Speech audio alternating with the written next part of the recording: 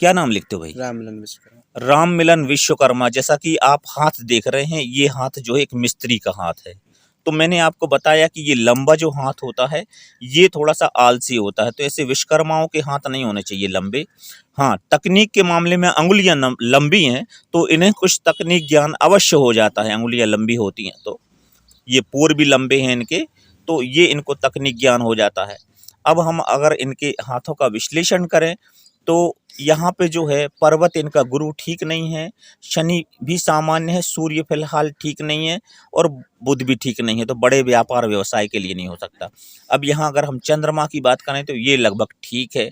तो ऐसे जातक का जो जीवन है वो दूसरी जगह अगर ये अपने हुनर का उपयोग करेंगे तो निश्चित तौर पर इन्हें सफलता मिलेगी। आयु की बात करें हम, तो आयु इनकी जो है लगभग 80 वर्ष बता रही है।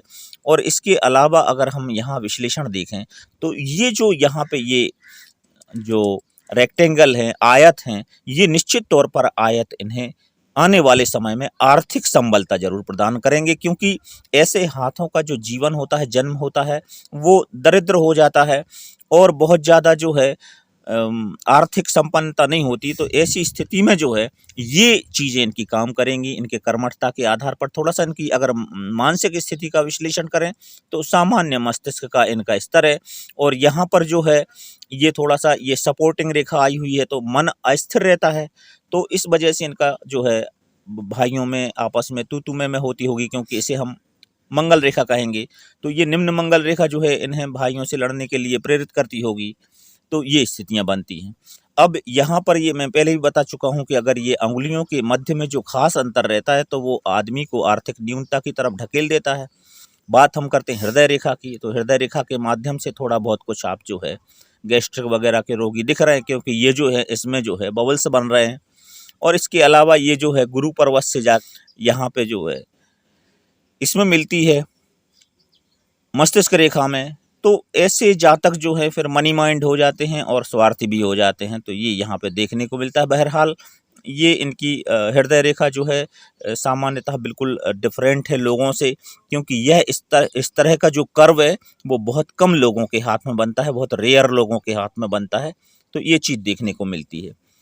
इनका जो जन्म है वो शुक्ल पक्ष का है। थोड़ी सी अनुकूलता जो है इनको इस पक्ष की मिलती है, और जीवन के उत्तरार्ध में ये अच्छा मकान बनाएंगे खुद का निजी का। और ये निश्चित तौर पर जो है ये यहाँ पर जो तिल है ये इन्हें जो है व्यवसाय और ये इनका जो आपका मिस्त्री का जो काम चलता है, इस काम में जो है बहुत रचनात्मक परिवर्तन होगा अचानक से, और इन्हें जो है फिर ये अपनी गैरेज वैरेज जो बड़े लेवल की स्थापना करेंगे। तो ये चीज़ यहाँ पे इस तिल के माध्यम से देखने को मिलती है। और अन्य विश्लेषणों के साथ कुछ छोटे मोटे जो यहाँ पे देखने को मिलेंगे कमियां हैं, वो हम यहाँ पे उजागर नहीं कर रहे हैं। ये मणिबंध भी आपका आधा अधूरा है, इसलिए आलस तो आपको भी आता है।